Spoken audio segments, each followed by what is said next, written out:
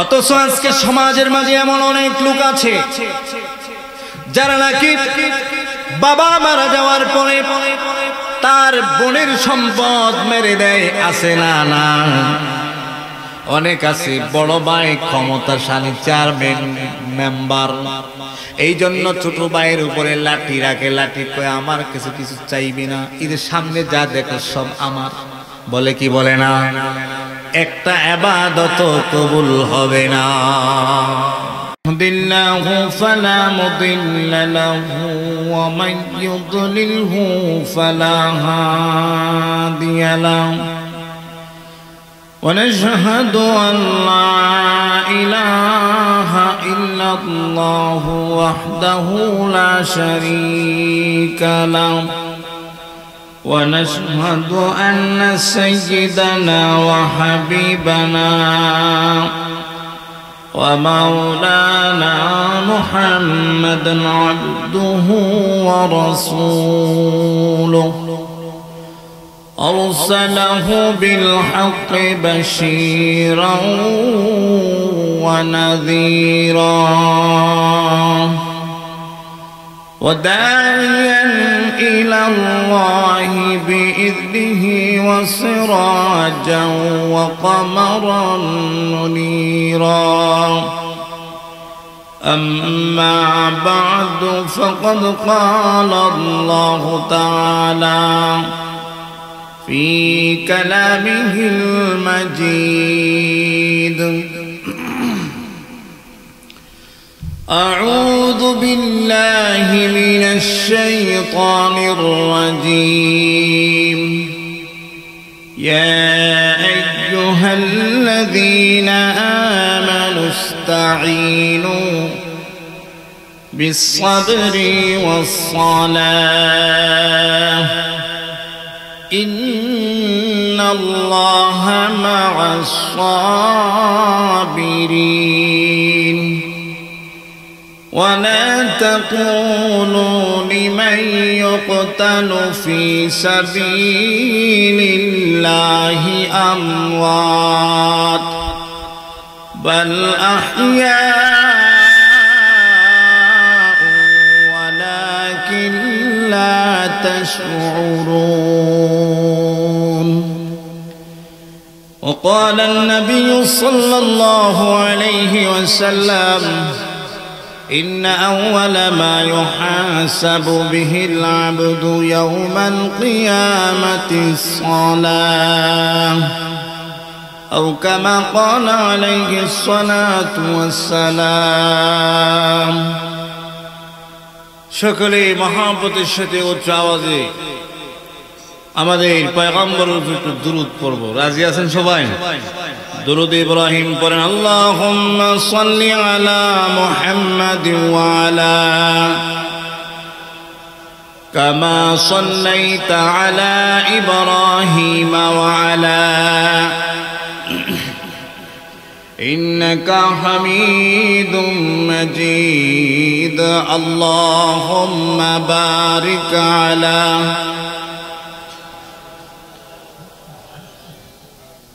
كما باركت على إبراهيم وعلى آل إبراهيم إنك حميد مجيد. আগরপুর হারিয়াকান্দা দক্ষিণ পাড়া বাইতুস সালাম জামে মসজিদ ও যুব সমাজের উদ্যোগে আয়োজিত বার্ষিক ইসলামী মহাসম্মেলনের আজকের এই ইসলামী মহাসম্মেলনের সম্মানিত সভাপতি ওস্তাজুল আসাতিজা হযরত মাওলানা মোহাম্মদ মুশাররফ হোসেন সাহেব, আপনাদের আমাদের সকলে যাকে আপনারা বলেছেন বিশেষ মেহমান, উনি হলেন আমাদের সকলের মুরব্বী রাইসুল উলামা ওস্তাজুল আসাতিজা, ওলামাদের শিরোমণি, ওস্তাদদের ওস্তাদ আলহাজ হযরত মাওলানা বাহাউদ্দিন সাহেব দামাত বারাকাতুহুল আলিয়া, বিশেষ অতিথি মুফতি মনির হোসেন সাহেব সহ আজকের এই মাহফিলের যত আলোচক বৃন্দ, আমরা যারা শ্রোতা ধর্মীয় ভাই বাবারা এবং পর্দার আড়ালে অবস্থানরত সম্মানিত মা ও বোনেরা, আমরা সকলেই আল্লাহ পাকের দরবারে সবাই শুকরিয়া আদায় করি যে আল্লাহ তাআলা এত রাত্রে আল্লাহ তাআলার রশি দিয়ে আমাদেরকে এখানে ডাইকে রাখছেন, মহাব্বত করতেছেন। আল্লাহ তাআলার দ্বীনের আলোচনা, কোরআনের আলোচনা শোনার তৌফিক দান করেছেন। এই জন্য আপনারা খুশি না বেজার? আসলেই খুশি নেই। যখন গোল করে গোল কেছিল ফিলিয়ার থাকে ওই আফ্রিকা, ফিলিয়ার থাকে কাতারে, কথা বলেন ঠিক কিনা? চিল্লানিতে বাংলাদেশে। আমরা তো এখন আল্লাহ তাআলার আলোচনা করতেছি, আমরা সামনে বসে আমাদের আওয়াজটা তো আরো বড় হওয়া দরকার, কথা বলেন ঠিক কিনা? এই জন্য সকলেই আল্লাহ পাকের শুকরিয়া আদায় করে বলি আলহামদুলিল্লাহ। আর একটু জুড়ে বলেন আলহামদুলিল্লাহ। বোঝা যায় আছে কয়েছে, ঠিক না? যাই হোক, আমাদের দিলগুলো অনেক এলোমেলো, কথা বলেন ঠিক না? এলোমেলো দিল, কারো দিল ঘুমে, কেউ চিন্তা করতেছে আইলাই মেরে যাইব, আর কতক্ষণ দেখবো যাইব। দিল এলোমেলো, একটু দিলগুলা সোজা করতে রাজি আছেন? কয়েক মর্তবা একটু জিকির করি লা ইলাহা, জোরে জোরে লা ইলাহা ইল্লাল্লাহু, লা ইলাহা, লা ইলাহা ইল্লাল্লাহু, লা ইলাহা ইল্লাল্লাহ, লা ইলাহা।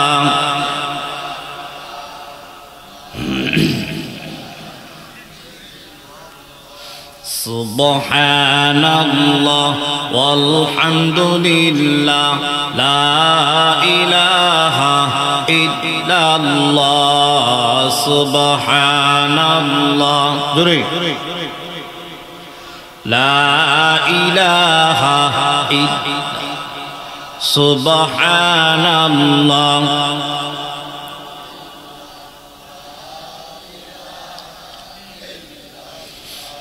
शजर में हजर में तेरे रंग बो है, शजर में हजर में तेरे रंग बो है, जिधर मैं देखता हूँ उधर तू ही तू है, ला इलाहा, ला इलाहा। Allah Allah mikunad ardo sama, Allah Allah mikunad ardo sama, Allah Allah mikunad jau hawa, Allah Allah mikunad shamsu qamar, Allah Allah mikunad shajra hajar, la ilaha, لا إله لا إله إلا الله محمد رسول الله صلى الله। সম্মানিত উপস্থিতি, আমি আপনাদের একেবারে শেষ পর্যায়ে আসছি। সময় একেবারে অল্প, 1 ঘন্টার মতো সময়, 15 মিনিটের মতন চলে গেছে। অনেক রাত্র হয়ে গেছে, ঠান্ডাও বেশি, আপনারাও কষ্ট পাইতেছেন।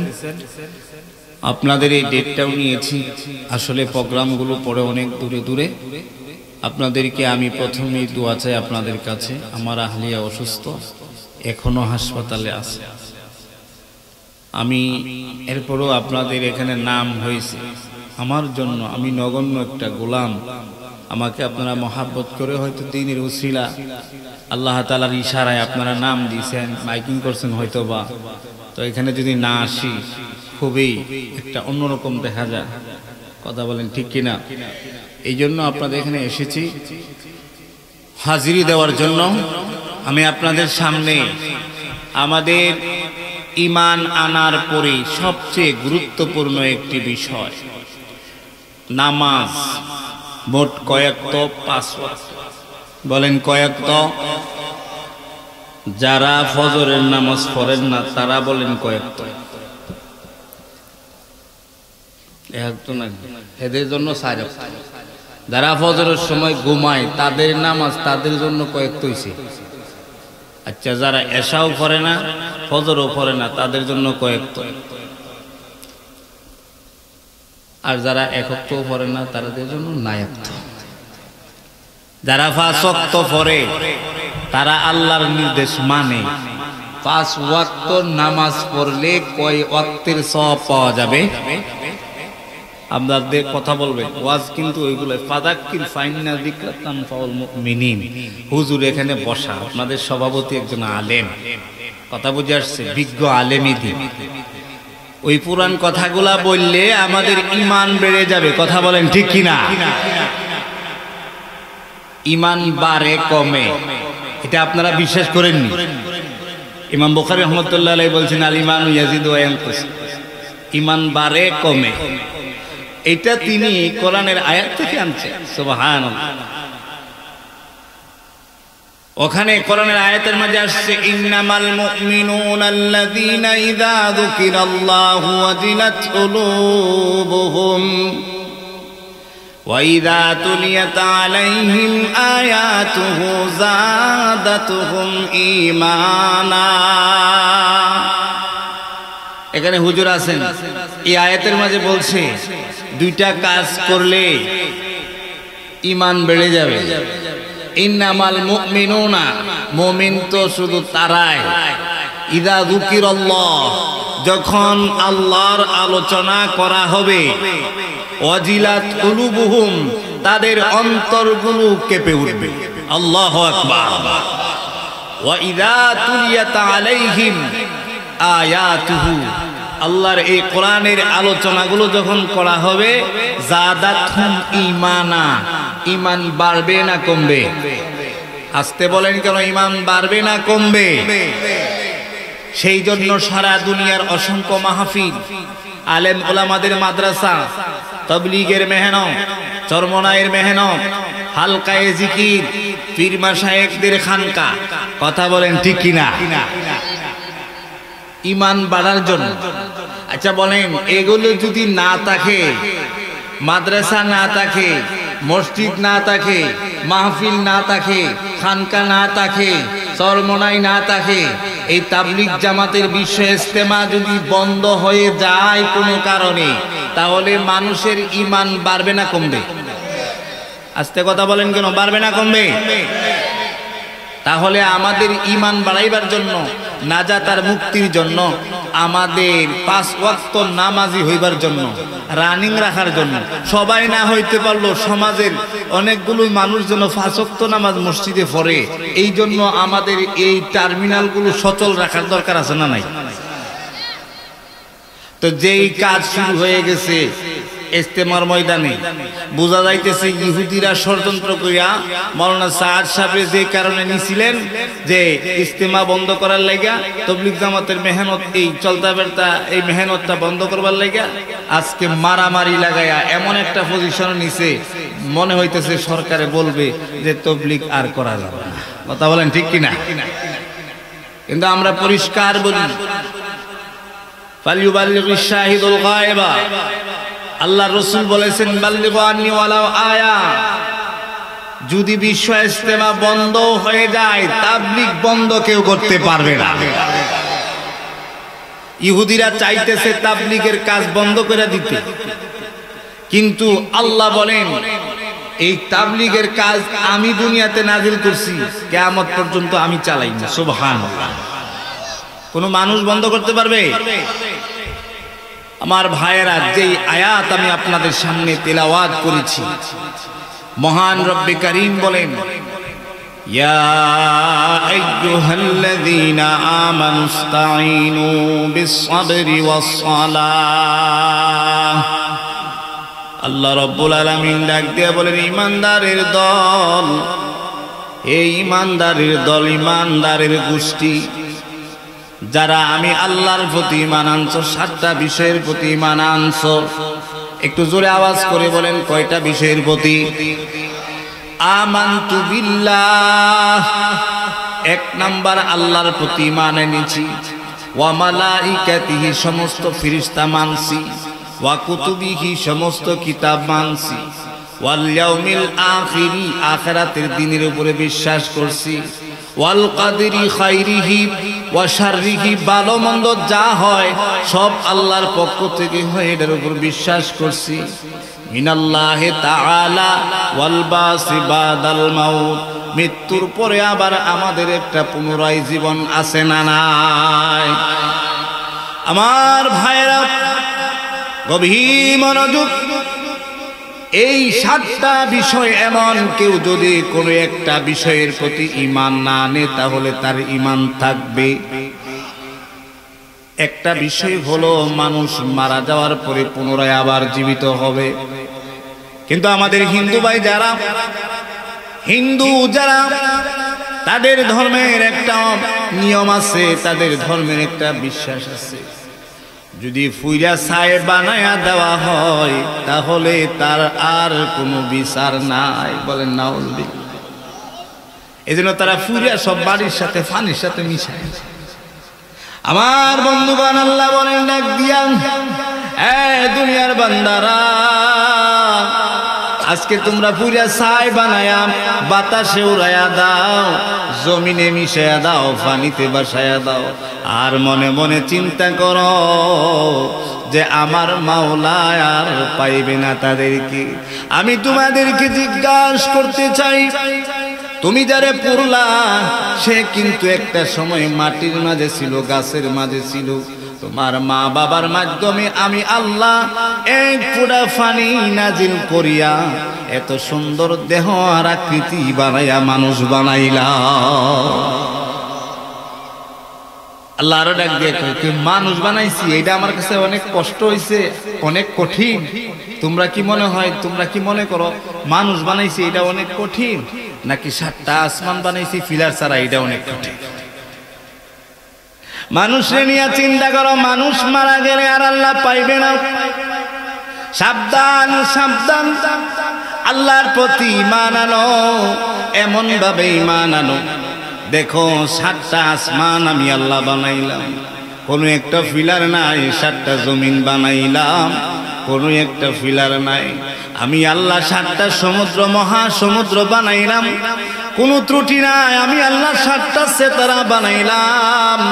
আমি আল্লাহ এত সুন্দর করে একটা সূর্য বানাইলাম, চন্দ্র বানাইলাম। আমি আল্লাহ এতগুলো জগৎ বানাইলাম। জানোনি তোমরা যে জগতে বসে থাকো ওইটার নাম পৃথিবী। এটার নাম কি বলেন? আমার আল্লাহ বলেন, আলহামদুলিল্লাহি রাব্বিল আলামিন। সমস্ত প্রশংসা কার? আরো জোরে বলেন কার? আল্লাহ বলেন, আমার বান্দারা, তুমি কি জানোনি তুমি যে পৃথিবী নামক গ্রহটার মাঝে বসবাস করো, আমি আল্লাহ তোমার কত বড় রব তুমি জানোনি? এই পৃথিবীটাকে যদি আমার লক্ষ লক্ষ এমন কোটি কোটি জগৎ আছে, ওই জগৎগুলোর মাঝে যদি পৃথিবীটাকে ছেড়ে দেওয়া হয়, তোমাদের মতন বিজ্ঞানীরা এই পৃথিবীকে খুঁজে আনতে বড় কষ্ট হয়ে যাবে। একটা হাদিসের মাঝে আসছে, আল্লাহ সম্পর্কে, ঈমান সম্পর্কে একটু কথাটা বলি যেহেতু আসছে। হাদিসের মাঝে আসছে, ন্যূনতম একজন ঈমানদারকে আল্লাহ এই দুনিয়ার 10 দুনিয়ার সমান জান্নাত দেবে। সুবহানাল্লাহ। আল্লাহর কাছে আছে না নাই? মাঝে মাঝে জান্নাতের দাম বাইরা যায়, দ্রব্যমূল্যের দাম যেমন বাড়ে, 5 কেজি জায়গা আধা কেজি কিনেন, মনে হয় না কি এরকম যে আল্লাহ মনে হয় মাঝে মাঝে জান্নাতের এত দাম বাড়ে যে ন্যূনতম ঈমানদারকে 10 দুনিয়ার সমান জান্নাত দিতে অসুবিধা হইব। কথা বলেন এরকম? আমার আল্লাহ বলেন, পৃথিবীতে তোমরা থাকো, এই পৃথিবীটাকে যদি আমার কোটি কোটি জগৎ এমন আছে ওখানে ছেড়ে দেওয়া হয়, এই পৃথিবীর অস্তিত্ব তোমরা খুঁজে পাইবা না। এটা আবার আমি এক হাদিস থেকে পেয়েছি। আল্লাহর রাসূল বলেন, লাউ কানাত তা'দিলু ইনদাল্লাহি, লাউ কানাতিদ দুনিয়া তা'দিলু ইনদাল্লাহি জানাহা বাউদাতিন মা সাকা কাফিরাম মিনহা শারবা। আল্লাহর কাছে যদি এই পৃথিবী নামক এত কিছুর গাছপালা জমিন সব কিছুর যদি একটা মাছির ডানা পরিমাণ দাম থাকতো রে, আল্লাহরে যে সেজদা দেয় না, আল্লাহরে যে মানে না, ওই কাফেরদেরকে এক ডুব পানি পান করাইতো না। এটা আমি এই জন্য বলছি, ভালো করে বুঝেন। আমানতু বিল্লাহি, আল্লাহর প্রতি বিশ্বাস করলাম। আমার আল্লাহ কি বাংলাদেশের প্রধান উপদেষ্টা ডক্টর ইউনূসের মতন নাকি, শেখ হাসিনার মতন, বেগম জিয়ার মতন? আল্লাহু আকবার, চিল্লায় বলেন আল্লাহু আকবার। সবচেয়ে বড় কে? ওই আল্লাহর প্রতি ঈমান আনতে হবে, সব ফেরেশতার প্রতি ঈমান আনতে হবে, সমস্ত কিতাবের প্রতি ঈমান আনতে হবে। এরপরে ইমানদার হইলাম। ইমানদার হওয়ার পরে সবচেয়ে প্রথম এবং সর্বপ্রথম এবং সর্ববৃহৎ এবং সবচেয়ে কল্যাণময় একটা ইবাদত হলো নামাজ পড়া। আমার কথা বুঝে থাকলে বলেন কয়েকত নামাজ? আরো জোরে বলেন কয়েকত নামাজ? ফজরের নামাজ যদি কেউ না পড়া লেপ তুষকের নিচে ঘুমায়া থাকে, চলবনি? মাপ পাইবনি? ওয়াজ শুনলে মাপ পাইব? হুজুর রে খাওয়াইলে মাপ পাইব? সোজা কথা, না খাওয়াইলে না খাওয়ান, রিজিকের মালিক কে? আরে আপনি কোত্থেকে খাওয়াইবেন? আপনারে খাওয়াই কে? আমারে খাওয়াই কে? এই বিশ্বাস হুজুরে রাখে, এই বিশ্বাস সবাই করে, ইমানদাররা করে। কথা বলেন ঠিক কিনা? আমার আল্লাহ বলেন ইয়া আইয়ুহাল্লাযীনা আমানুস্তাঈনু, এই যারা ঈমান আনছো ভালো করে শোনো, যারা ঈমান আনছো ভালো করে শোনো। ইস্তাঈনু, তোমরা আল্লাহর কাছে সাহায্য চাও। বলেন তো আমাদের সাহায্য করার মালিক কে? আরো জোরে বলেন কে? ইস্তাঈনু, আল্লাহর কাছে সাহায্য চাও, কারণ তোমাদেরকে সাহায্য দেওয়ার মালিক আর কেউ না। তোমাদের অপরাধ বেশি হয়ে গেছে, গুনাহ খাতা অনেক বেশি হয়ে গেছে, যার কারণে দ্রব্যমূল্যের দাম বাড়তেছে, দুর্নীতি বেড়ে গেছে, সন্ত্রাসী বেড়ে গেছে। তোমরা সবাই যদি তাকওয়ালা হয়ে যাও, নামাজি হয়ে যাও, ইমানদার হয়ে যাও, আমি আল্লাহ তোমাদের সাথে ওয়াদা করতেছি দুনিয়াটাও হাসানা দিব, আখিরাতটাও হাসানার সুন্দর করে দিব। বলেন আল্লাহু আকবার। ইস্তাঈনু, সাহায্য চাও। সাহায্য কার কাছে চাইবে? আপনারা কথাগুলো বুঝেন। সাহায্য তো এখন মানুষের কাছেও চায়, চায় কি চায় না? আমি নিজ কানে শুনেছি। আমি আমার ড্রেসটা পরিবর্তন করে, কারণ এটা হলো ওয়াহাবিদের ড্রেস, এটা ওয়াহাবিদের ড্রেস। আমি মাইজবান্ডার মাজারে গিয়েছিলাম ছাত্র জমানায়, যখন আমি হাটহাজারিতে পড়ি দাওরায়ে হাদিস, আল্লামা আহমদ শফি সাহেব রহমতুল্লাহ আলাইহি ছিলেন। আমরা বন্ধের দিন মাইজবান্ডার মাজারে গেছিলাম। এই শীতকালে দাড়িগুলো সুন্দর করে মাফলার দিয়ে লুকাইয়া, কারণ এই দাড়ি তারা জানে এটা ওয়াহাবি ছাড়া কেউ দাড়ি রাখে না। আল্লাহু আকবার। ওয়াহাবিরা ভালো না খারাপ? জুড়ে বলেন ভালো না খারাপ? আমগরে যে ওয়াহাবি কস্তরা, আমরা দাঁড়িয়ে আছে তখন তো দাড়ি নাই। দাড়ি তো নবীজির সুন্নত, দাড়ি রাখলে যদি তোরা ওয়াহাবিও কস আমগো কোনো অসুবিধা নাই, কারণ আমরা নবীজির সাথে আসি। কথা বলেন ঠিক কিনা? আমার ভাইরা, আমি যাই এই মাইজবান্ডার শরীফে, তাদের এই মাইজবান্ডার শরীফের মাঝে গেলাম, কবরের পাশে গিয়ে বসলাম, তাকর নামে নামে বললাম মাইজবান্ডার শরীফা নাম। কবরের পাশে গিয়া যখন বসছি, নতুন আসছে একজন মহিলা ঈশা সেজদা দিতেছে কবরের মাঝে, আর বলতেছে বাবা আমার একটা ছেলে নাই, তুমি আমার একটা ছেলে দাও। বলেন নাউজুবিল্লাহ। আমার বন্ধুগণ, আমার কথা যদি বুঝে থাকেন বলেন সন্তান দেওয়ার মালিক কে? কিন্তু সেই সন্তান চাইতে হবে কার কাছে? এখন মানুষ যদি আল্লাহর কাছে চাইতে না জানে, মানুষ যদি আল্লাহর কথাটা স্মরণ না রাখে, মানুষ যদি কোনো পীরের কাছে যাইয়া সন্তান চায়, তাহলে তার ঈমান আছে না? না। সেজদা পাওয়ার মালিক একমাত্র কে? আল্লাহর হাবিব বলেন, আখিরাতের ফয়সালা আল্লাহ রব্বুল আলামিন হযরত বাবা আদমকে সেজদা দেওয়ার জন্য ফেরেশতাদেরকে বলছে, এছাড়া আর কাউকে সেজদা দেওয়ার অনুমতি দেয় নাই। এমনকি নবীদেরকেও সেজদা দেওয়া জায়েজ নাই। কথা বলেন ঠিক কি না?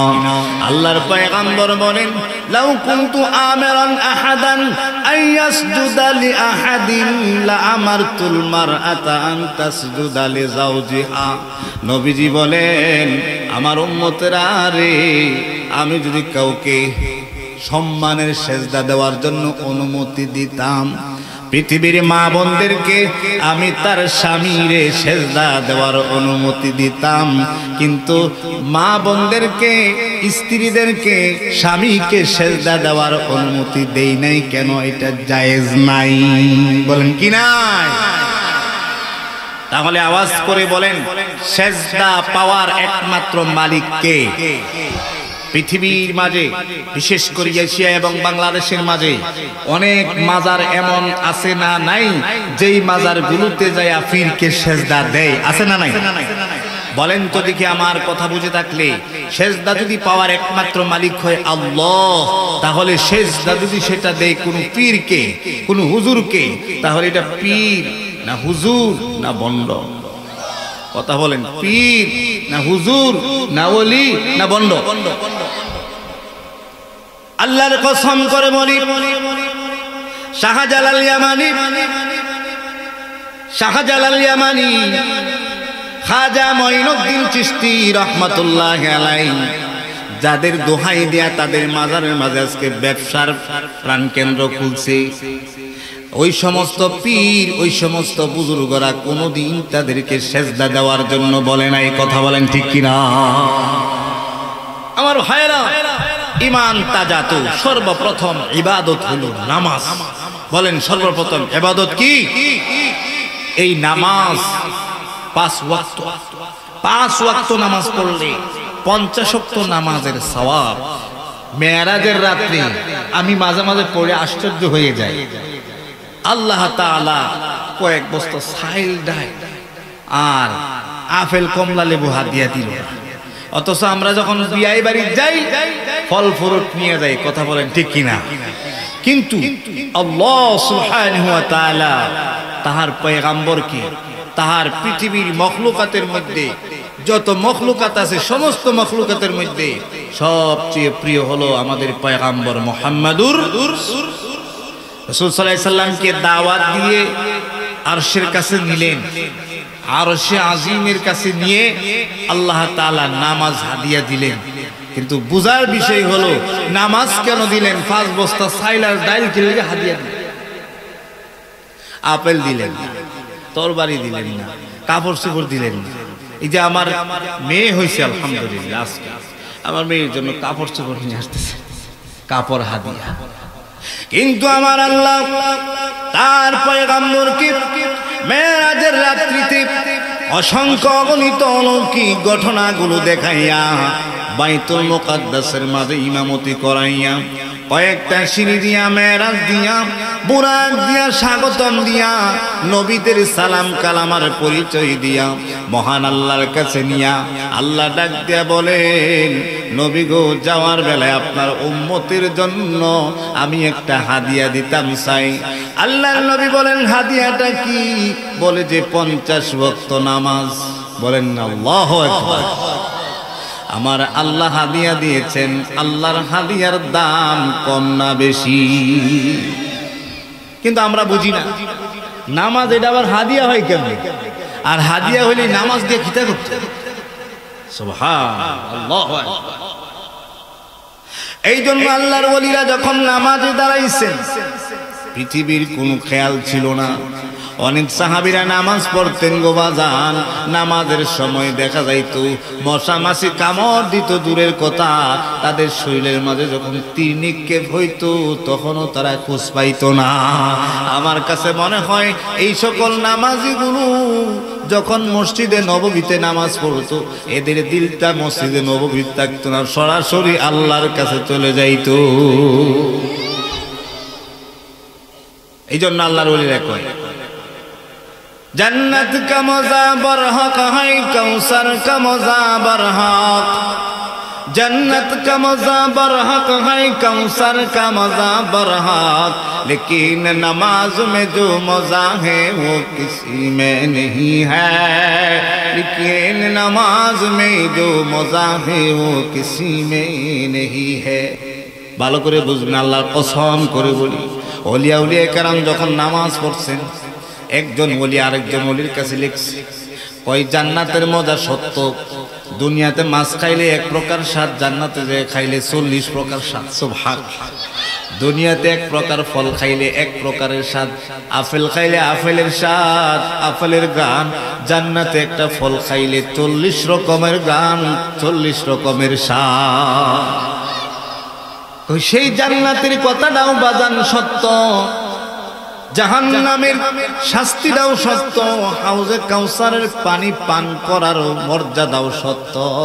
কিন্তু আমি নামাজের মাঝে দাঁড়াইয়া আমি আল্লাহর সাথে যে কথা বলি, এরকম স্বাদ আর মজা কিছুর মাঝে না। এরকম নামাজ পড়তাছেন নি? পড়ার দরকার আছে না নাই? আসতে বলেন কা, দরকার আছে না নাই? বয়স তো শেষ, দাড়ি পাইকে গেছে, এখনো সূরা ফাতিহা শুদ্ধ করে পারেন না, কবে পাইবেন মজা? পৃথিবীর সবচেয়ে উত্তম ইবাদত নামাজ পড়া, পৃথিবীর সবচেয়ে উত্তম তিলাওয়াত কোরআন তেলাওয়াত করা, পৃথিবীর সবচেয়ে উত্তম আহ্বান হলো আজানের আহ্বান, পৃথিবীর সবচেয়ে সুন্দর সুর হলো আজানের সুর। কথা বলেন ঠিক কিনা? সেই আজান, সেই নামাজ, সেই মসজিদ আমাদের ঘরে আছে, আমাদের বাড়িতে আছে, কিন্তু নামাজের মতো নামাজ হচ্ছে হচ্ছে নামাজের মধ্যে নামাজের আগে ওযু করা, ওযুতে 4 ফরজ, ওযু করার তরিকা, নামাজের বাহিরে এবং ভিতরে 13 ফরজ আছে না নাই? নামাজ ভঙ্গের কারণ 19টি, নামাজের ওয়াজিব 14টি আছে না নাই? ওযু ভঙ্গের কারণ 60টি আছে না নাই? অনেক বুইড়ারে দেখছি আমি আমার জীবনে, আমার মসজিদে ঘুমায়, আমার সামনে ঘুমায়, নাক টাইনা ঘুমাইছে, ওযু করে হুজুর ঘুমাইছি না, ঘুমাইছি না, শীত লাগবো, বলেন কি লাগবো? আল্লাহু আকবার। নাক টাইনা ঘুমাইছে মসজিদে আমার সামনে, আমি আওয়াজ শুনছি, হ্যাঁ না জিজ্ঞাই তো আমার কয় হুজুর আমি আওয়াজটা আবার শুনছি, এটা না জিজ্ঞানা দরকার ছিল, এটা না জিজ্ঞাসা, হুজুর আমি ঘুমাই নাই, কারণ কি? তার ঠান্ডা লাগবে, কি লাগবো? আল্লাহু আকবার। অথচ আল্লাহর হাবিব বলেন, আলা আদুল্লুকুম আলা মা ইয়ামহুল্লাহু বিহিল খাতায়া। আমার পয়গম্বর ডাক দেয়া বলে, সাহাবীরা রে, ও আমার সাহাবীরা শোনো, আমি তোমাদেরকে এমন একটা আমল কি বইলা দিব, যে আমলটা করলে তোমার জিন্দেগীর গুনাহগুলো মাফ হইয়া যাইব। সুবহানাল্লাহ। এই মামলা যদি হয়, মামলা খালাস হওয়ার জন্য কত তদবির করা হয়। গুনাহ যে করছেন, আখিরাতের মামলা খাইছেন, আখিরাতের মামলা থেকে মুক্তি পাইবার তদবির আল্লাহ রাসূল বইলা দিবেন। আমি কি তোমাদেরকে বইলা দিব এমন আমল, যে আমলটা করলে তোমার জিন্দেগীর গুনাহগুলো মাফ হয়ে যাবে? ক্বালু ইয়া রাসূলুল্লাহ, বালা ইয়া রাসূলুল্লাহ। আল্লাহর নবী বিশ্ব নবী রাহমাতুল লিল আলামিন কে ডাক দেয়া বলে, নবী গো খুব তাড়াতাড়ি বলেন, আমাদের তো জীবনের অনেক পাপ করছি, 360টা মূর্তি ঢুকাইয়া না পূজা করছি, কত সন্তান না আমরা হত্যা করেছি, কথা বলেন ঠিক কিনা? আমার নবী দুনিয়াতে আসার আগে 360টা মূর্তি কাবা শরীফ ছিল কি ছিল না? যুবক যুবক মানুষদেরকে মারত, যুগ যুগ ধরে হত্যা করত। এমনকি কোন কন্যা সন্তান হইলে জীবিত ধৈরা ধৈরা নিয়ে কবর দিয়া দিত। ও বাজান, এই সাহাবীগুলো ডাক দিয়া বলতেছে জীবনের অনেক পাপ, এই পাপগুলো থেকে কেমনে পাইব মাপ? ইয়া রাসূলুল্লাহ খুব তাড়াতাড়ি বলেন। আল্লাহর নবী খুব তাড়াতাড়ি বলছেন ইসবাগুল উযু ইয়ালাল মাকারি। আল্লাহর নবী বলেন যে সময় শীতকাল দাড়ি পাকা মুরব্বিগুলো যখন ঠান্ডা পানি নিয়ে ওযু করে, পানিটা নিয়ে ওযু করলে কষ্ট লাগে, লেপটা সাইরা তুষকটা সাইরা মসজিদে আসতে কষ্ট লাগে। আমি নবী ঘোষণা দিলাম, আমি নবী আমার উম্মতের জন্য ঘোষণা দিলাম, কেউ যদি গরম লেপ সাইরা ওযু কইরা ঠান্ডা পানি দিয়ে ওযু কইরা টুকটুক করে মসজিদে এসে ফজর এবং এশার নামাজটা পড়ে, এই ওযু করার কারণে, ভালো করে ওযু করার কারণে আমার আল্লাহ তার গুনাহ মাফ করে দিবে। আমি কি কথা বানিয়ে বলতেছি? হাদিস বলতেছি। আমি এলোমেলো কথা বলতে পারি কিন্তু খুব কম, আমি পারি না। হাসানি হুসানি এই সেই খুব কম পারি। হাদিস থেকে বলছি, আপনি আমার পয়গম্বর বলছেন 3টা কারণে গুনাহ মাফ হবে। এর মাঝে একটা হলো ইসবাগুল ওযু আলাল মাকারে, যখন ওযু করতে কষ্ট লাগে ভালো করে ওযু করলে গুনাহ মাফ হয়। সুবহানাল্লাহ। আরেকটা হলো ইন্তিজারুস সালাতি বাদাস সালাহ, খুব সুন্দর একটা ইবাদত। ফজরের নামাজ পড়ছেন, আপনি নিয়ত করে গেছেন আবার যখন যোহরের আজান দিব আমি চলে আসবো মসজিদে, কাজ করতেছেন দিন লাগুন মসজিদে, কোন সময় আমার মুয়াজ্জিন হুজুরে আজান দিব, কথা বলেন ঠিক কিনা? ইন্তিজারুস সালাতি বাদাস সালাত, 1টা বাজে 1:30টা বাজে নামাজ আপনি আছেন, 1টা বাজে এসে মসজিদে সুন্দর করে তাসবিহ নিয়ে জিকির করতেছেন। এই যে আপনি ইন্তজার করতেছেন, অপেক্ষা করতেছেন, অপেক্ষা করাটা অনেক কঠিন। আল্লাহর পয়গম্বর বলেন আমার কোন উম্মত যদি এইভাবে নামাজের জন্য অপেক্ষা করে নিয়ত করে, আমার আল্লাহ বলছে আমাকে তার জিন্দেগীর গুনাহগুলি মাফ করে দিবে। সুবহানাল্লাহ। আরেকটা কাজ হলো কাসরাতুল খুতা ইলাল মাসাজিদ। 3 কারণে গুনাহ মাফ হয়। 1 নাম্বার কারণ কি বলছিলাম? শীতকালে ভালো করে ওযু করা। 2 নাম্বার কারণ কি বলছি? নামাজের জন্য অপেক্ষা করা। 3 নাম্বার কারণ হলো পয়গম্বর বলেন এ আমার উম্মতেরা, তোমার বাড়িটা অনেক দূরে, মসজিদে আসতে অনেক কষ্ট হয়। আমি পয়গম্বর বলে দিতেছি যতগুলা কদম হবে প্রতি কদমে কদমে নেকি হবে, প্রতি কদমে কদমে গুনাহ মাফ হবে। এই জন্য কদম যত বেশি গুনাহ মাফ তত বেশি, কদম যত বেশি তোমার নেকি হবে তত বেশি। এই জন্য মসজিদ দূরে, আমার বাসা দূরে, এই জন্য ফজর এবং এশারের নামাজ মাফ নাই। অনেক আছে অনেক দূরে বাসা, কেমনে আসবো? সাবধান, এই কাজটুকু করবেন না বাজার। 3 কাজ করলে আমাদের গুনাহ মাফ হয়। 1 নাম্বার কাজ, আমাদের গুনাহগুলো আপসে আপ মাফ হয়ে যাবে, জাহান্নামের মামলাগুলো খালাস হবে ভালো করে ওযু করলে। 2 নাম্বার নামাজের জন্য অপেক্ষা করলে। 3 নাম্বার বেশি বেশি কদম পড়লে। অনেক সাহাবায়ে কেরাম তখন বেশি বেশি কদম দিতেন। সাহাবায়ে কেরাম এই হাদিসের উপরে কি আমল করছে জানেন? আমি এটা পড়েও আশ্চর্য হলাম যে সাহাবায়ে কেরাম কত আমলে ছিলেন, কত আমলে ছিলেন, আমি আশ্চর্য হলাম। একজন সাহাবী মসজিদের পাশে বাড়ি ছিল, মসজিদের পাশ থেকে বাড়ি উঠায়া অন্য জায়গায় জমি কিনে ওখানে বাড়ি করতে চাইছে। হুজুরের কাছে এসে হুজুর আপনি জানেননি অমুকে বাড়ি মসজিদ থেকে দূরে নিতেছে, মানুষ আসে মসজিদের কাছে, এই সাহাবী যাইতেছে মসজিদের দূরে। কেন যায়? রাসূল জিজ্ঞেস করলেন কেন যাইতেছে? কয় আপনি যে হাদিস বলছেন, হাদিসে তো তার বাড়ি উড়াইয়া দিছে। সুবহানাল্লাহ। আল্লাহর পয়গম্বর বলেন আমি কি হাদিস বললাম?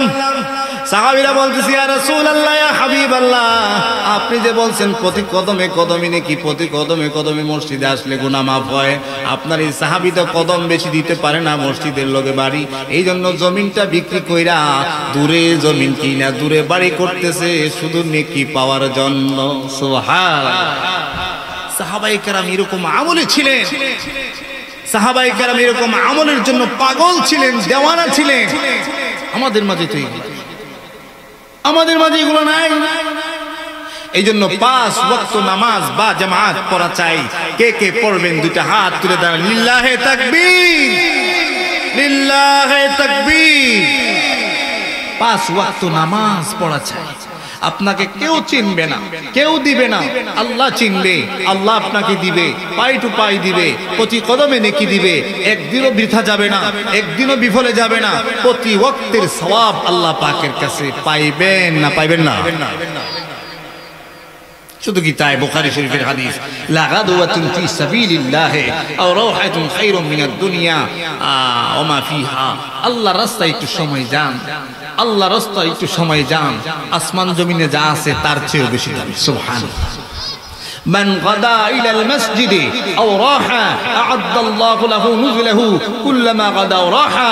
আল্লাহর হাবিব বলেন, পয়গম্বর বলেন, বিয়ে বাড়িতে গেলে বিয়াই যেমন একটা মুরগি আনে, আর কিছু না আনতে পারলো, গরুর গোশত না আনতে পারলো, অন্তত একটা বেকল মুরগি নিয়ে আইয়ে। বেকল মুরগি চিনেননি? পারামের মুরগি আছে নাম করে সব, এটার নাম কি দিছি আমি? বেকল মুরগি, বেকল মন চাই। কথা বলেন ঠিক কিনা?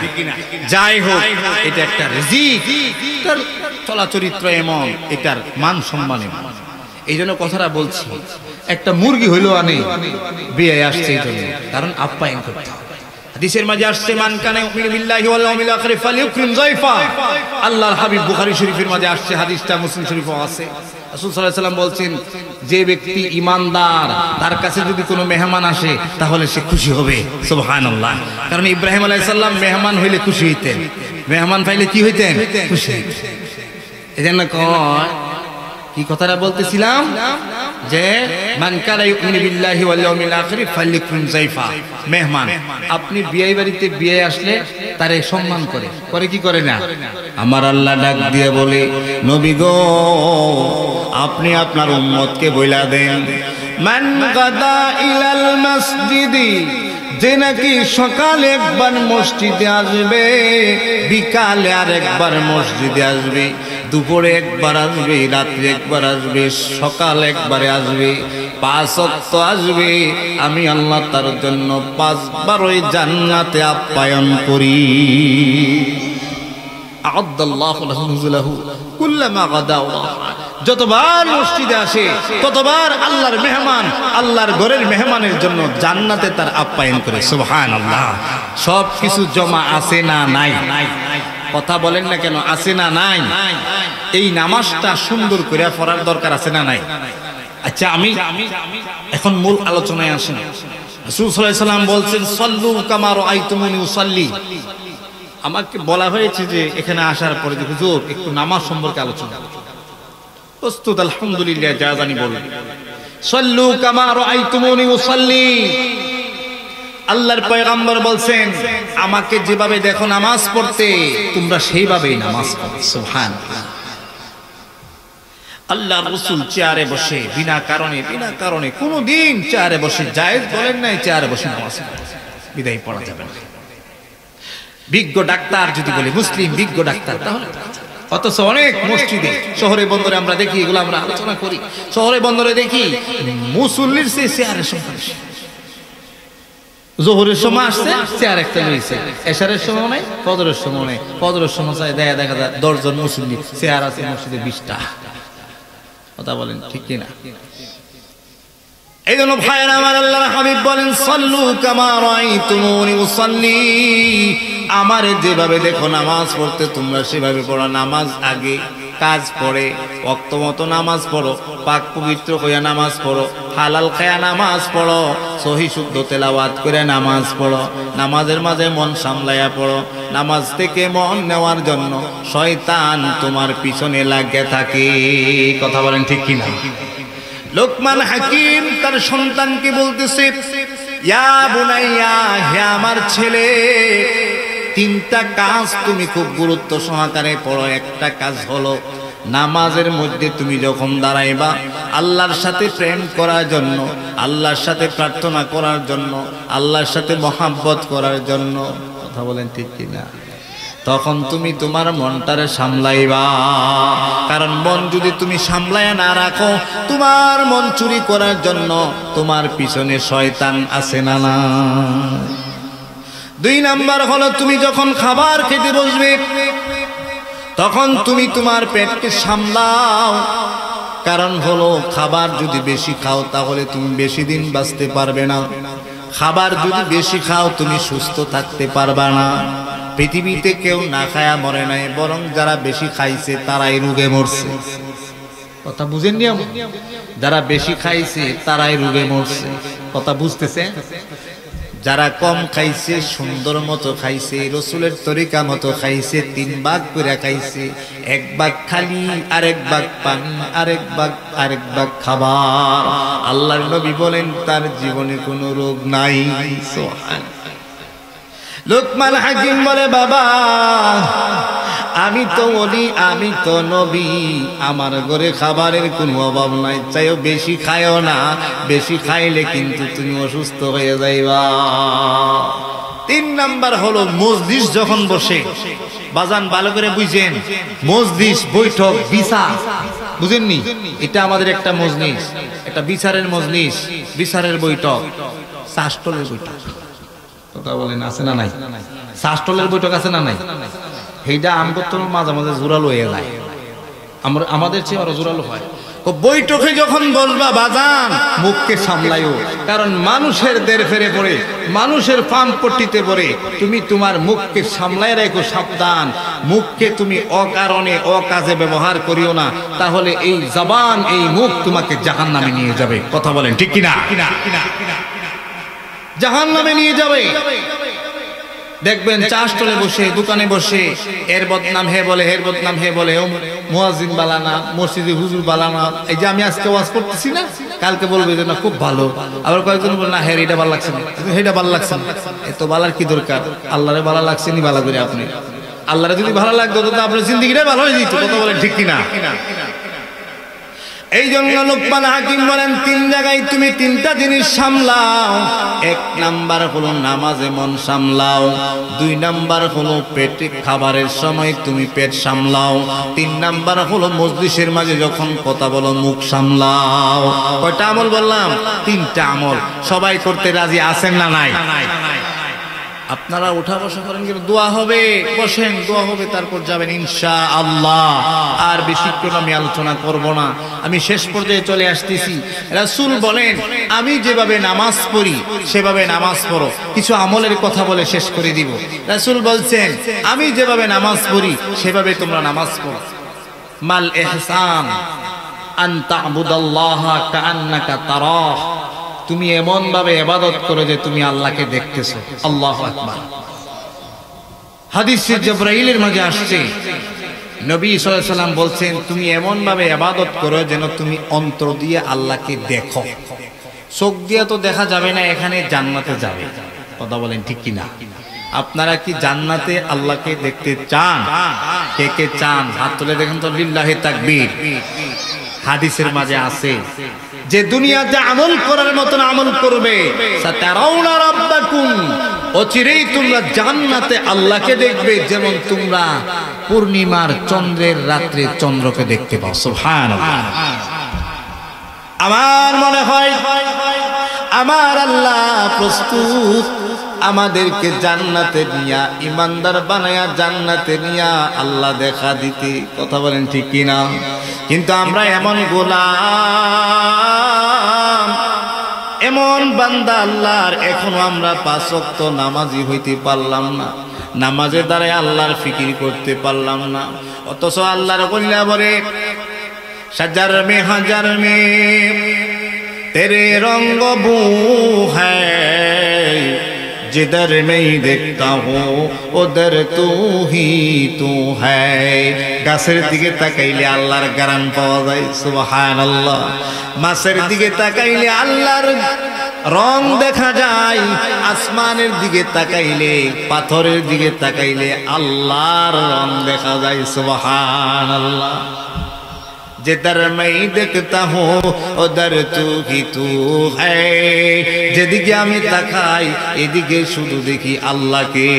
সুবহানাল্লাহ। নামাজে দাঁড়াইলে আল্লাহকে দেখে। হায় হায়, হাদিসের মাঝে আসছে এমন ভাবে ইবাদত করতে হবে, নামাজ পড়তে হবে, মনটারে এমন ভাবে সামলাইতে হবে, এমন ভাবে প্রস্তুত নিতে হবে, তাহারাত অর্জন করতে হবে, পোশাক আশাক পরতে হবে, হালাল খাবার খাইতে হবে, এমন ভাবে আপনি যখন নামাজে দাঁড়াবেন আপনি আল্লাহকে দেখতে পাইবেন। সুবহানাল্লাহ। আল্লাহ রাসূল আল্লাহকে জান্নাত দেখতে একদিন নামাজের মাঝে দাঁড়াইছে, পিছনে আসছে, আরেকদিন সামনে গেছে। ছোট করে বলতেছি, লম্বা হাদিস, সময় কম। তো সাহাবায়ে কেরাম বলে, আজকে কি নামাজ সামনে পিছে হইছে? প্রত্যেকদিন দেখি দাঁড়ায়া পড়েন হুজুর, আজকে নামাজে কি সামনে পিছনে যাওয়ার আয়াত নাযিল হইছে? রাসূল বলেন, না, এরকম না। বিষয় হলো, আমি যখন নামাজে দাঁড়াইছি আমি তখন জান্নাত দেখছি, মনে চাইছে জান্নাতে যাইতে। সুবহানাল্লাহ। আমি যখন নামাজে দাঁড়াইছি আমাকে আবার জাহান্নাম দেখানো হয়েছে, তখন আমি পিছায় আসছি জাহান্নামের এই শাস্তি দেখে। আল্লাহু আকবার। নামাজ হবে এমন, আল্লাহকে দেখা যায়, জান্নাতের ফিকির আসে। কোরআনের আলোচনা করলে, কোরআনের আয়াত পড়লে, আমার এক মুসল্লি গত সপ্তাহে বলছে, আমি এখানে বলতেছি আল্লাহর কসম, কোরআন তেলাওয়াত করছি, আমার মুসল্লি আমাকে সাক্ষী দিচ্ছে, হুজুর আমি একটা অক্ষর বুঝি না, আমি একটা অক্ষর বুঝি না। হুজুর আপনি যখন কোরআন তেলাওয়াত করেন, আল্লাহর কালামটা পড়েন, আমার দুইটা চোখ বায়া বায়া পানি পড়ে। সুবহানাল্লাহ। যেই ব্যক্তিরা কোরআনে কারীমের একটি অর্থ বুঝে না, সেই ব্যক্তিরা কোরআনে কারীমের তেলাওয়াত শুনে চোখের পানি পড়ে। কথা বলেন ঠিক কি না? হাদিসের মাঝে আসছে, কেউ যদি অর্থ নাও বুঝে, কোরআন পড়ে, এমনিতেই পড়ে, এমনিতে হাত ঘুরায়, মহব্বত করে, আল্লাহ আল্লাহ নামকে চুমা দেয়, তারপরও তার সওয়াব আছে না নাই? কিন্তু এত বড় আলেম, এত বড় আলেম, এত বড় আলেম কেমনে গুমরাহ হয়ে গেল, পদচ্যুত হয়ে গেল? মাওলানা সাদ সাহেব উনি বলছেন কোরআন শরীফের অর্থ না জেনে, আর কয়েকজন বলছেন হ্যাঁ যারা পথভ্রষ্ট তারা আলেম হওয়ার পরেও পথভ্রষ্ট হইতে পারে। কথা বলেন ঠিক কি না? সব আলেমের ওয়াজ শোনা যাবে না, যাবে? মাওলানা সাদ সাহেব বলছেন তাবলীগের এই যে মারামারি, ওলামাদের বিপক্ষে যে গ্রুপটা, ওই গ্রুপের একজন বড় প্রধান যে মুরব্বী, মাওলানা সাদ সাহেব, যেই দেশে ইসরায়েলে কোন মুসলমান যাইতে পারে না, নিষিদ্ধ, সেই দেশে উনি 4-5 বার কেমনে গেলেন? অবশ্যই সেখানে গন্ডগোল আছে না? না, বুঝতেছেন নি? আল্লাহ বুঝার তৌফিক দান করুক, আমিন। সাদ সাহেব বলে যে কোরআন শরীফ যদি অর্থ না বুঝতে পারে সব হবে না। বিষয়টা আসলে এমন না। আল্লাহর কালাম, আল্লাহর কোরআন যদি কেউ অর্থ না বুঝে পড়ে তাহলেও সব আছে না? না। সাল্লু কামা রাআইতুমুনি উসাল্লি, এই নামাজ আমরা আল্লাহ রাসূল যেভাবে পড়ছে সেভাবে পড়তে হবে, আউয়াল ওয়াক্তে পড়তে হবে, সময় মতো পড়তে হবে। যোহরের নামাজ আসরের নামাজ একসাথে যায়, আপনি ওখানে এইভাবে পড়লে কাজ হবে? আমার ভাইয়েরা, হালাল তরিকায় পড়তে হবে, নামাজ শিখে পড়তে হবে। ব্যবসা করলে শিখতে হয়, রোয়া লাগাইতে হয়, এটাও শিখতে হয়। যে আপনার লোহার কাজ করে মিস্ত্রি, ওইটাও শিখতে হয়, শুধু একটাই শিখতে হয় না। রাসূল সাল্লাল্লাহু আলাইহি সাল্লাম বলছেন যে নামাজ এমন ভাবে পড়বা যেন নামাজে তুমি আল্লাহকে দেখতে পারো। তুমি যদি না দেখো মনে মনে ভাববা যে আল্লাহ তো তোমাকে দেখতেছে। কথা বলেন ঠিক কি না? আল্লাহ তো তোমাকে দেখতেছে। এই যে নামাজ এমন ভাবে হওয়া চাই।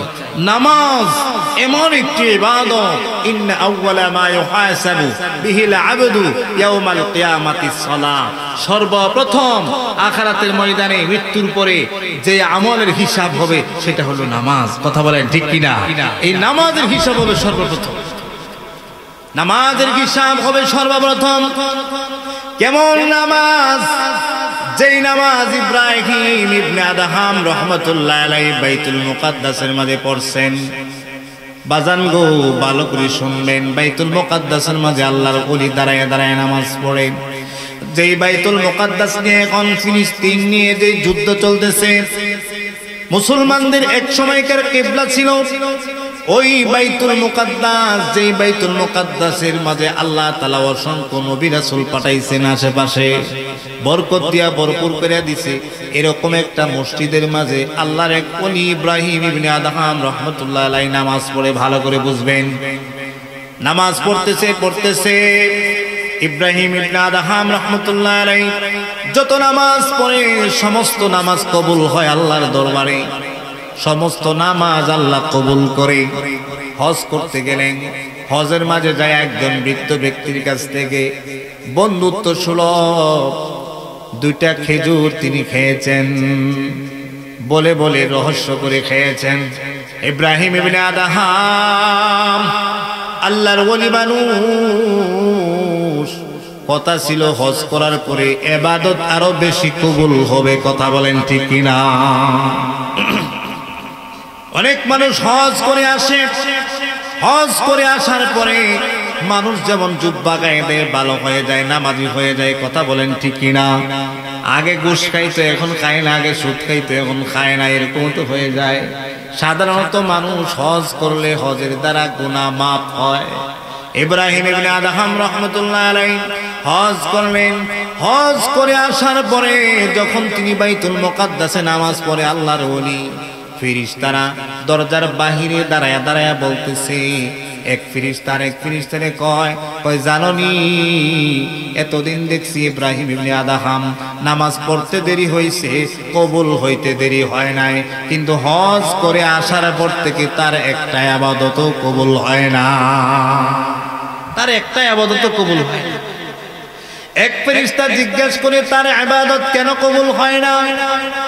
আরেক ফেরেশতা উত্তর দেয়, এতদিন সে আল্লাহর প্রিয় ছিল, কারণ কোনোদিন কারো হক মারে নাই, তার ইবাদত কবুল ছিল। কিন্তু যেদিন হজ করতে যায়, ভালো একটা কাজ করতে যায়, আল্লাহর একজন প্রিয় বান্দা হাইসা হাইসা দুইটা খেজুর খাইছিল, মূল্য দেয় নাই, হক নষ্ট করছে, এই জন্য তার ইবাদত কবুল হয় না। নাউজুবিল্লাহি মিন যালিক। মাত্র দুইটা খেজুর খাইছে, এই জন্য তার ইবাদত কবুল হয় না। আহারে মুসলমান, আজকে কি পরিমাণ সম্পদ বিদেশে নিছে, কি পরিমাণ সম্পদ, ঘুষ খাইছো, সুদ খাইছো, মাইরে খাইছো, মানুষের আইল ঠেলছো, কি পরিমাণ সম্পদ চুরি করছো, অথচ দুইটা মাত্র খেজুর খাইছে। আল্লাহর ওলি মানুষ, প্রিয় মানুষ, কিন্তু আল্লাহর ইবাদত কবুল করে না, দরজা বন্ধ, কবুলনামা বন্ধ, এখন আর ইবাদত কবুল হয় না। কিন্তু ইব্রাহিম ইবনে আদহাম তো আল্লাহর ওলি, ফেরেশতারা দরজার মাঝে দাঁড়ায়া দাঁড়ায়া যা বলে, ইব্রাহিম ইবনে আদহাম রাহমাতুল্লাহ আলাইহি নামাজের মাঝে দাঁড়ায়া দাঁড়ায়া তা সব শুনে। সুবহানাল্লাহ। ফেরেশতাদের কথা ইব্রাহিম ইবনে আদহাম শুনে, আপনি আমি তো ফেরেশতার কথা শুনি না, অথচ কোরআনে কারিমে আছে কিরামান কাতিবিনা লা ইয়ালামুনা মা তাফআলুন। দুইজন ফেরেশতা আছে না নাই? কথা বলেন না, আছে না নাই? কিন্তু জন্মের পর থেকে মৃত্যু পর্যন্ত কোনোদিন আমার সাথে সাক্ষাৎ করে নাই, কোনোদিন আমার সাথে কথা বলে নাই। কিরামান কাতিবিন, দুইজন ফেরেশতা আমি যা করতেছি সব লিখতেছে। আল্লাহর কোরআনে আছে দুইজন ফেরেশতা কিরামান কাতিবিন আছে। সত্য না মিথ্যা? কথা বলেন না কেন? সত্য না মিথ্যা? আপনি যখন মসজিদে আসেন তখনও আছে, আপনি যখন ঘরে যান তখনও আছে, আপনি যখন বাজারে যান তখনও লিখতেছে, আপনি যখন ঘুমায় রয়েছেন কিরামান কাতিবিন লিখতেছে, আপনি যখন চুরি করতেছেন তখনও লিখতেছে, আপনি যখন কেউ দেখে না, কেউ দেখে না, তখনও কিন্তু দেখতেছে। কথা বলেন ঠিক কিনা? আমি তো নামাজই হইতে পারি না, বাজান রাগ কইরেন না, অনেক বয়স হয়ে গেছে, আমাদেরও হইছে, আমাদের নামাজ এমন নামাজ ফেরেশতাদের কথা আমরা শুনি না। কিন্তু ইব্রাহিম ইবনে আদহাম রাহমাতুল্লাহ আলাইহি বাইতুল মুকাদ্দাসে নামাজ পড়ে এমন নামাজ পড়ছেন, নামাজে দাঁড়ায় থাইকা আল্লাহর হুকুম ছিল ফেরেশতাদের আলাপ শুনতেছেন। এটার মধ্যে হেদায়েত আছে। বলেন কি আছে? হেদায়েত আছে। ইব্রাহিম ইবনে আদহাম মসজিদ থেকে নামাজ পড়ে বের হয়ে ফেরেশতাদের কথাটা শোনার পরে পেরেশান, কথাটা তো ঠিকই আছে, আমি তো দুইটা খেজুর খাইছিলাম ওই সাদা দাড়িওয়ালা মুরব্বিটার দোকান থেকে। হায় হায়, কি সর্বনাশের কথা, এতদিন তো আমার ইবাদত কবুল হয়েছে, কিন্তু আজকের পর থেকে হারাম খাওয়ার কারণে না বলে খাওয়ার কারণে, রহস্য করে করে খাওয়ার কারণে আল্লাহ তো আমার ইবাদত আর কবুল করে না। আমি সামনের জীবনে ইবাদত করব, কিন্তু আমার ইবাদত যদি কবুল না হয় তাহলে আমি আখিরাতে তো কোনো যাজা পাইব না, বদলা পাইব না। ইব্রাহিম ইবনে আদহাম মসজিদ থেকে বের হয়ে রওনা দিয়েছেন সেই মক্কার দিকে। আল্লাহু আকবার। কিচ্ছু না, শুধুমাত্র দুইটা খেজুরের মূল্য নির্ধারণ করে দেওয়ার জন্য দোকানে যায় দেখে যেই দোকান থেকে খেজুর খাইছিলেন ওই দোকানের মাঝে আর ওই দাড়ি পাকা মুরব্বিটার না। যেই ব্যক্তিরা দোকানের মাঝে আছে, যুবক মানুষ জিজ্ঞাসা করতেছে মুরব্বি বাবারা কোথায়? যুবক মানুষটা চোখের পানি ছেড়ে দিয়ে কান্দে আর বলে মুরব্বি বাবা আর দুনিয়াতে নাই, মুরব্বি বাবা দুনিয়া থেকে চলে গেছে। বলে যে ওই মুরব্বি বাবা আমার পিতা ছিল, আমার বাবা ছিল, আমরা দুইটা ভাই দুই জায়গা ব্যবসা করি, এক ভাই মক্কাতে আর এক ভাই মদিনাতে। আল্লাহর ওলি ইব্রাহিম ইবনে আদহামকে জিজ্ঞেস করে আপনি ওই মুরব্বিকে কেন খুঁজেন? মুরব্বিকে কেন আপনি খুঁজতেছেন? আপনার কি সমস্যা? মুরব্বির কাছে কোনো পাওনা আছে? ইব্রাহিম ইবনে আদহাম চোখের পানি ছাইরা দিয়া কান্দে আর বলে আমার মুরব্বিটা বড়ই প্রয়োজন। কি জন্য প্রয়োজন? বলে আমি মুরব্বির কাছ থেকে হজ করতে আসার সময় দুইটা খেজুর খাইছিলাম। আমি শুনছি ফেরেশতারা মসজিদের বাহিরে দাঁড়ায়া দাঁড়ায়া বলতেছে আমার ইবাদত কবুল হয় না দুইটা খেজুর খাওয়ার কারণে। আমি ওই দুইটা খেজুরের দাবি ছুটাইবার জন্য আসছি। যুবকটা বলতেছে হুজুর এত দূর থেকে এত কষ্ট করে আসতে হয়, যা হোক আসছেন। আমার বাবা বড় বুজুর্গ ছিলেন, একজন সৎ ব্যবসায়ী ছিলেন, এই জন্য আল্লাহ আপনার আমল আটকায়া দিছেন। আমার বাবা দুনিয়াতে নাই, আমরা দুইটা মাত্র ছেলে, এক ছেলে আমি এই মক্কাতে ব্যবসা করি আর এক ভাই আমার মদিনাতে ব্যবসা করে আমাদের সম্পদ পুরাটা দুই ভাগ হয়ে গেছে। আমি এক খেজুরের জিম্মাদারি নিব, আমি মূল্য নিতে পারবো, আর এক খেজুরের মূল্য আমি নিতে পারবো না, এটা আমার ভাইকে দিতে হবে। আল্লাহু আকবার।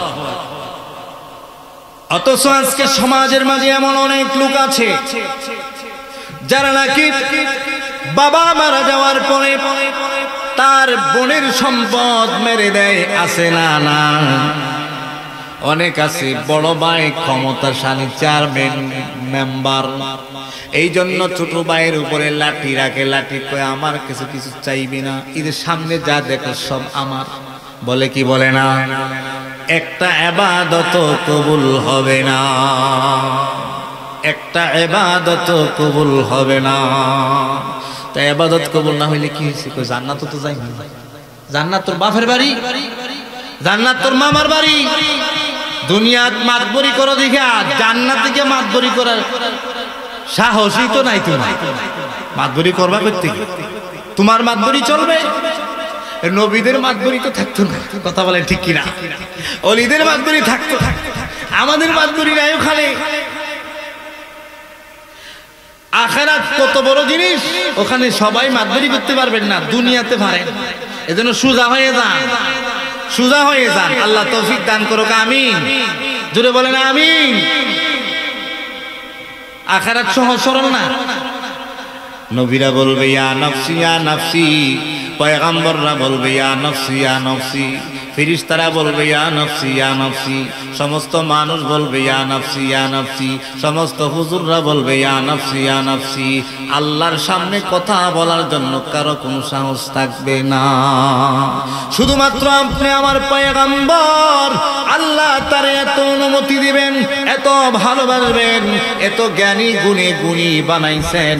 তিনি ওই হাসরের ময়দানে যেদিন সবাই বলবে ইয়া নফসি ইয়া নফসি, হায় আমার কি অবস্থা হবে, আজকের দিন আমার অপরাধের কি অবস্থা হবে। শুধুমাত্র একজন আরশে আজিমের নিচে আল্লাহর কুদরতি পায়ের মাঝে সেজদা দিবে। আপনি আমার পয়গম্বর ওই সেজদারত অবস্থায় ওখানে যাবে, উম্মত দৌড়ে যাবে, যায় বলবে আমরা গুনাহগার উম্মত, এই হাসরের ময়দানে আমরা এই অবস্থায় আছি, আল্লাহ তো রাগ করে বসে আছি, তাকায়াও দেখে না, দেখলেও তো কিছু করে না। ইয়া রাসূলুল্লাহ, ইয়া হাবিবাল্লাহ, নবী গো, একটু আল্লাহর কাছে শাফাআতে কুবরা করেন, যেন আল্লাহ বিচারের কাজটা শুরু করে দেন। যারা জান্নাতি জান্নাতে দেন, যারা জাহান্নামী তাদেরকে জাহান্নামে দেন। কেউ কথা বলার সাহস নাই, একজন কথা বলবেন, তিনি হলেন আমার গর্বের নবী, আমার আনন্দের নবী, আমার প্রাণের নবী, আমার জানের নবী মুহাম্মাদুর রাসূলুল্লাহ সাল্লাল্লাহু আলাইহি ওয়াসাল্লাম। আল্লাহর নবীকে যখন তাকায় দেখবেন উম্মত আসছে, সেজদায় লুটায়া পড়বেন, সেজদায় লুটায়া পড়ে পড়ে আল্লাহর প্রশংসা করবেন আর কাঁদবেন, ইয়া উম্মতি ইয়া উম্মতি বইলা। যখন সবাই কাঁদবে ইয়া নাফসি ইয়া নাফসি বইলা, আপনি আমার পয়গাম্বর শুধুমাত্র কাঁদবেন ইয়া উম্মতি বইলা। আল্লাহ ডাক দিয়া বললেন, ইরফা রাসাকা নবী গো, তাইফের ময়দানে আপনার কথা আমি রাখতে পারি না। নবী গো, উহুদের ময়দানে আপনি দান দান মুবারক শহীদ করেছেন। নবী গো, আপনি দেশান্তর হয়েছেন, মক্কা ছাড়ছেন, মা বাবা কেউ ছিল না, আপনি এতিম ছিলেন নবী। কিন্তু আপনাকে আমি বড়ই মহব্বত করে ভালোবেসে নবী দুনিয়াতে কথা না রাখতে পারলেও গো নবী, দুনিয়াতে কষ্ট দিলেও আমি আল্লাহ আখিরাতে আর আপনাকে কষ্ট দিতে চাই না। ইরফা রাসাকা, আপনি মাথা উঠান, সাল তুতা, আপনি চান দেওয়া হবে, ওয়াশফা তুশাফা, আপনি সুপারিশ করেন, আপনার সুপারিশ কবুল করা হবে। সুবহানাল্লাহ। আল্লাহর নবী ডাক দেয়া বলে, আল্লাহ গো প্রভু, যারা জান্নাতে জান্নাতে দিয়া দেন, যারা জাহান্নামে জাহান্নামে দেন, বিচার কাজটা শুরু করেন আমার পয়গাম্বরের উসিলা, আমার পয়গাম্বরের শাফাআতে কুবরা, সবচেয়ে বড় সুপারিশের উসিলায় আল্লাহ হাসরের ময়দানে বিচার কাজ শুরু করবে। ওখানে সব পয়গাম্বর বলবে ইয়া নাফসি ইয়া নাফসি। আপনি কি বলবেন বলেন? সব ফেরেশতারা বলবে ইয়া নাফসি, হায় হায় আমার কি অবস্থা হবে, না জানি কাজে কোন ত্রুটি আজকে ধরা পড়ে যায়।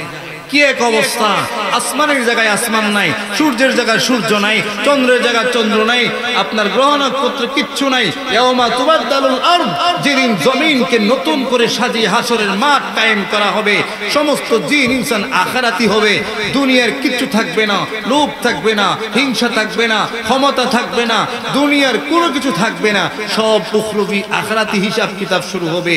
চোখগুলো তখন বড় বড় হয়ে যাবে, হায় হায়, সবাই তখন ইয়া নাফসি ইয়া নাফসি বলবে।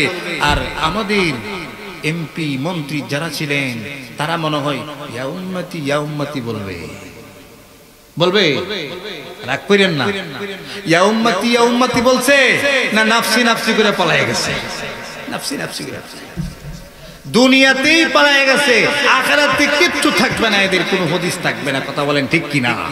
যে কথা বলতেছিলাম, হক যদি আদায় না করা হয় ইবাদত কবুল হবে।